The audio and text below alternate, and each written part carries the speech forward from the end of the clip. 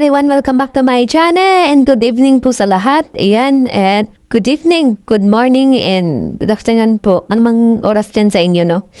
As tuloy po na OFW dyan, ayan, mag-love shoutout. At syempre po, sa Team Oppo, ayan, Reyna's Community, Anti-K, Reyna Best Team Ever, Reyna May Official, please support po Reyna May Official at yung mga kasamahan natin dito na hindi pa na-monetize, please do support your channel and i-marathon po natin, no, para sa kanilang batch hour. At ito na nga po guys, ayan, pag-usapan po natin yung content ni Kalingap Rob na sinasabi niya na ibalik niya yung dating ginagawa ng Kalingap na yung pagtulong. Yung wala pang LT siguro, you know, kasi nung unang panahon, yung panahon po kasi, na bagong, bago namin nakilala yung Kalingap, talagang napahanga po kami sa pagtulong nila kasi nung panahon ni na Casey, yun, ni na Juvie, yun, Patay Rubin, yun yung panahon na, nung nabutan ko pa yung, sino ba yun? Yung isang na tumaktakbo noon? Si Gina Lynn ba yun? Naabutan ko pa yun na binablog nila. Talaga nakaka-amaze yung mga ginagawa nila noon. Pagtulong, yung mga tinatulungan nila, pinapagamot yung may sakit. Kung naalala nyo noon na by batch yung pinapagamot nila na may sakit, no? Lalo na may mga depression. By batch po yan, pumunta sila monthly sa doktor para pa-injeksyonan. Ayan, at yun na si Robilin, isa po yun sa napabuti. Diba ng Kalingap, gumaling kasi. Nung panahon na yun, nung binablog nila si Robilin, naka-subscribe na ako sa Kalingap. Pero hindi po talaga, yung tutok ako, nag-focus ako nung panahon na talaga hiring niya. Yung Kalingap noon, nadandaanan ko lang yan noon sa Facebook. At wala pa akong masyadong lalim sa kanila, pero nanood na ako masyad. Ang tarampin minsan ba, nanood ako kasi dumadaan yan. At napanood ko ngayon si Robilin. At yung may isa pa silang matanda na doon sa bundok na parang kinulong sa parang kulungan ng manok. Naalala ko yun, hindi na rin yung nabalikan mula nung nag-start po yung LT.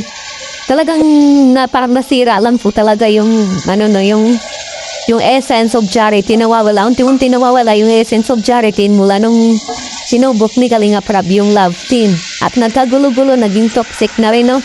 Naging toxic na rin. Although sabihin natin na malaking kinita nila, nagkaroon ng maraming sponsors. Pero hindi lang po yung kasi yung kapalit naman po kasiraan ng image ng Kalingap. Kasi po, yung instead na ibablog nila yung mga pasaksa sa criteria na talagang totoong mahirap, may mga sakit. Yung binablog kasi nila nung na-discover nila yung LT na medyo patok sa kanilang panasa ng mga viewers ni John ng yung mahilig sa kilig. Yung sinascout na nila yung mga batang magaganda na simula yun noon sa kay Reyna na nag-boost yung channel ni Kalingap Rob, talagang bumulo. Talagang matindi yung pagtaas na mga views niya, no?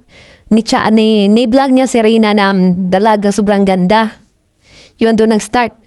At yung mga mas scouter niya, yung sinascout nila ngayon, simula doon na sinascout na nila yung mga batang magaganda na pag na-scout nila, instead na yung mga magulang ini-interview, doon nagsimula na yung mga bata na nawala ng mga sakit.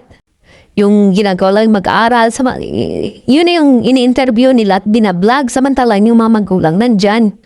Diba doon nagsimula, tapos nadagdagan pa simula yung Adrian na yun, yung Rochelle, Nelte, pumatok yun, diba, mataas yung views. At doon na po nagsimula, focus na si Rob sa love team. At yun nangyari sa mga supporters na kabuklod-buklod, may kanya-kanya silang fandom. Diba, may kanya-kanya po silang community. At isa po kami noon. Yan.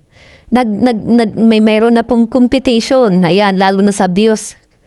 Diba? Yun ang pinakapangit na nangyari sa Kalingap kasi yung mga viewers naging toxic na rin kasi nag-away-away na, nadadamay na yung mga beneficiary na babalahura na dahil sa competition na nangyayari kahit sa views pa event na yun nag-away-away na pati.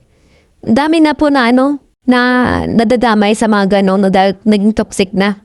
At yung naman, sa views naman, although sabihin natin mataas yung views ng ni Rob sa love team nung hindi pa talaga na boom yung love team.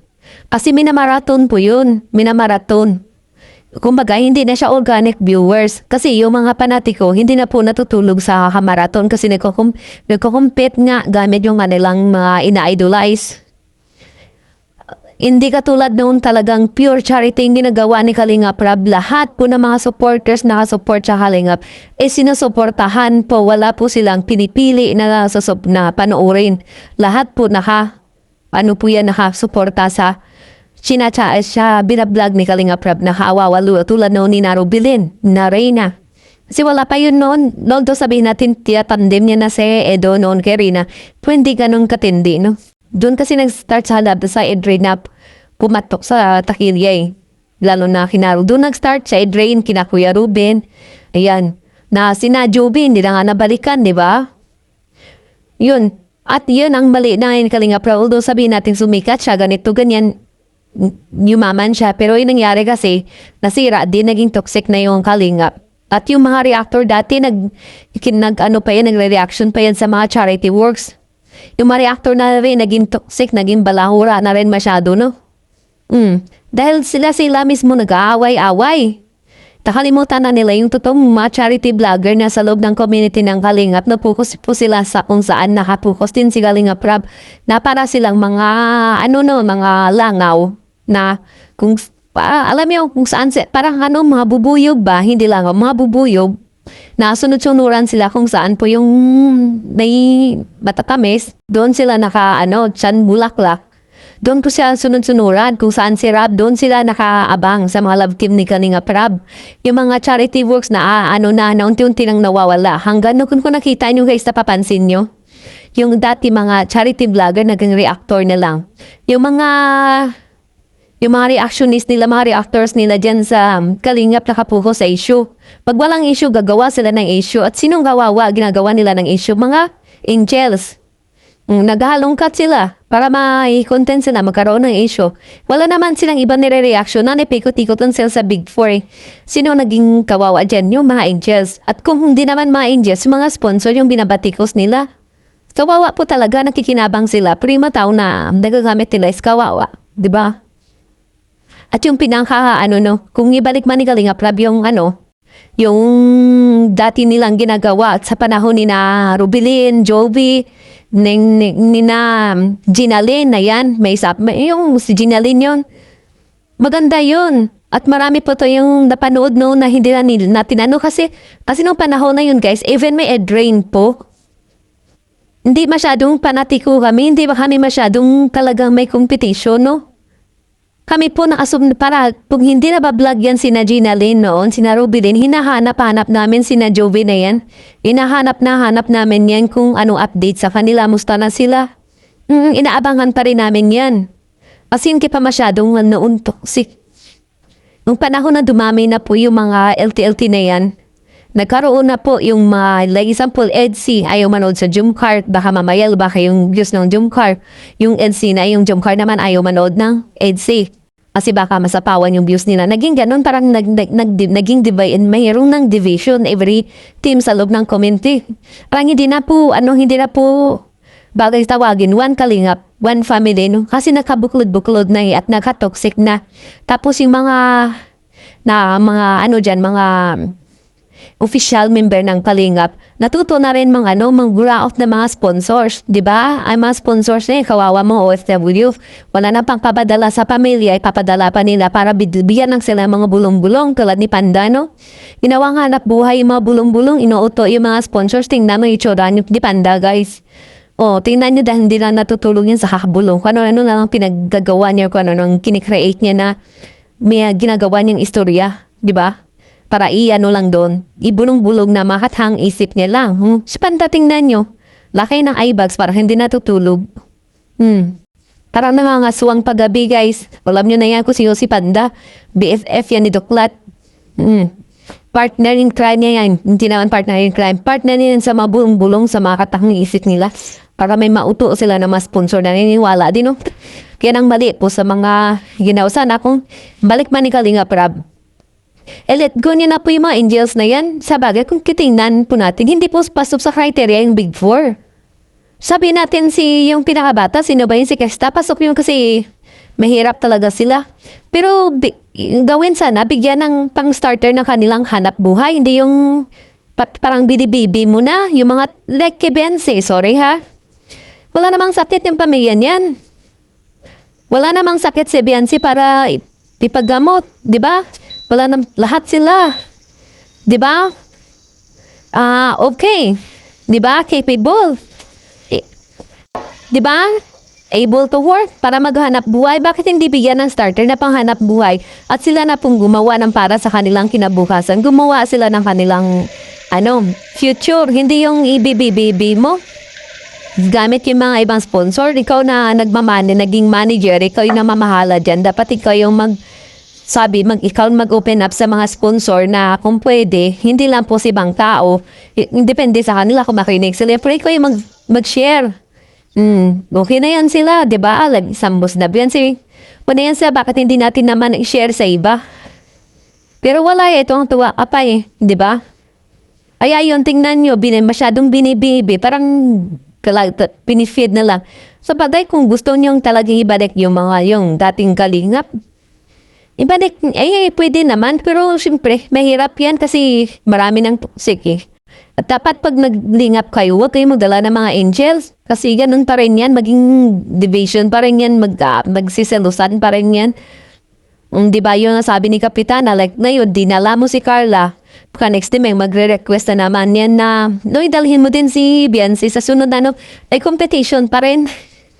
Dapat plain na pag-charity, hindi naman hinahangad na pabahayan, bigyan ng pabungga kahit 5 kilong bigas kahit pang ulam-ulam nang yan. At least marami sila na distribute, hindi lang po kayo na paikot sa Big 4 na yan, di ba? Yung mga hirap din, kahit bigyan mo yan ng 5 kilong bigas, sardinas, ilang cans ng sardinas, masaya na po yan sila. At least marami, kahit maliit lang na tulong, marami na nabibigyan. Hindi lang focus lang kayo dun sa Big 4 na sobrang yaman na. Hindi naman dapat talagang pukusan. Masyado nilang bimini baby. Okay na yan, nabigyan sila ng bahay, Sobra-sobra na ngayon. Pero hanggang ngayon, nandyan pa rin kayo. Kaya marami kayong mga bash at marami nakasilip sa inyo. Kaya hindi nyo masisisi. Kasi, except sa mga panatiko dyan, meron sa labas na nakakaintindi at open-minded. At nakikita po yung mga mali nyo. Naturingan tayo mga charity vlogger, pero hindi na kayo na charity. Yung mga pangalan, yung lingap sa mahirap, hindi na po. Nawawala na yung essence of charity. Ganun po yan. Nakakamiss dati yung una namin sinuportahan na kalingap, kaya nakakawalang gana po talaga kasi yung gusto namin suportahan yung talagang naglilingap, tumutulong kasi na-inspired kami. Pero yung ganito na puro yung mga nililingap nyo, charity case nyo, ginawa nyo artista tapos feeling rich na ngayon. Ang arte-arte na ngayon. Sino hindi mawawala ng gana niyan? Diba? Nakalimutan na nilingap sila dahil mahirap na yung nakala mo ang OA na. Wala akong ini-mention na name dito, baka magre-react naman kayo. Real talk yan. Charity case, tingnan mo naman kung umarte ngayon. Parang hindi nahawak ng walis. Kunting lang kimbot. Magpapapansin sa social media. Pag na-reactionan, mapa-feeling dictate. Kung kayo mapareactionan sa social media, manahimik kasi isang tabi. Ka dyan, may day ka dyan ng kung ano-ano. Tapos ito naman ma-reacto, siyempre. Alam naman nila marami mga uto-uto na mga OA din na mga ay ganito, ganyan. Nabuhay nga yan, naglalakad lang sa papuntang eskwelahan. Kunting kibot lang. Kala mo naman, anak ng prinsesa. Para nakalimutan nyo kung saan sila galing. Diba? Ang uwi-uwi. Tapos ito namang beneficiary na feeling artista na panay din papansin, panay parinig. Tapos pag nakaunten, magre-react yung mga magulang, nababash yung anak. Paano? Panay din papansin. Kung ayaw mo mapansin, kung ayaw kung gusto mo mawala yung issue sa'yo, manahimik ka sa isang tabi. Gusto mo din kasi yung fame eh. Gusto mo din malapalagay paragi sa limelight kasi feeling mo, celebrate kayo na. Ang bihira yan. Tapos, yung mga magulang, nababash na kasi mga anak ko, sino ba naglagay sa anak mo dyan? Sarap na sarap ng buhay niyo. Gusto niyo mga ganitong lifestyle. Na yung mga anak mo, yung nagagamit para yumaman kayo, di ba? Yung anak niyo, yung pangpuhunan niyo, bakit kayo nandyan? Tapos sabihin niyo, nababash yung anak niyo.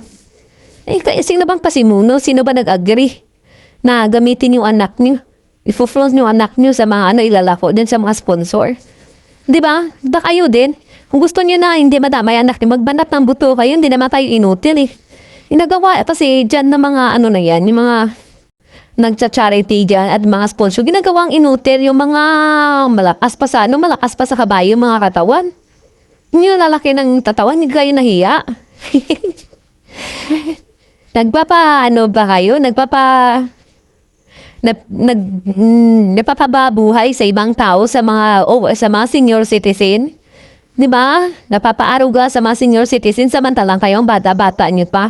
Tapos pag yung mga anak nyo, kayo, feeling victim kayo, ang OA nyo, o exaggerated, tapos itong anak nyo, pa-feeling naman, papansin. Tapos pag napansin, mapa-feeling victim at maparinig-rinig, ano ka, celebrity die? Baka nakalimutan mo po. Ha? Charity case. Nilingap ka dahil mahirap, ilagay po sa lugar. Kaya minsan kayo nababash kayo, kayo eh. Sabihin na lang natin kung may may napatunayan ka, no? Di ba? Di ako bitter, pero talaga minsan nakakawalang gana. Kasi nawawala na nga yung charity. Nawawala na po yung essence of charity. Yung dating sinusuportahan nating community. Parang ngayon, parang ewan na, no? Kaya nga naging antay tayo ngayon. Kasi parang hindi na po hindi na maaro kung ano na nangyayari sa kanila. Tapos mga charity vlogger naging may issue na sa pangbubudol.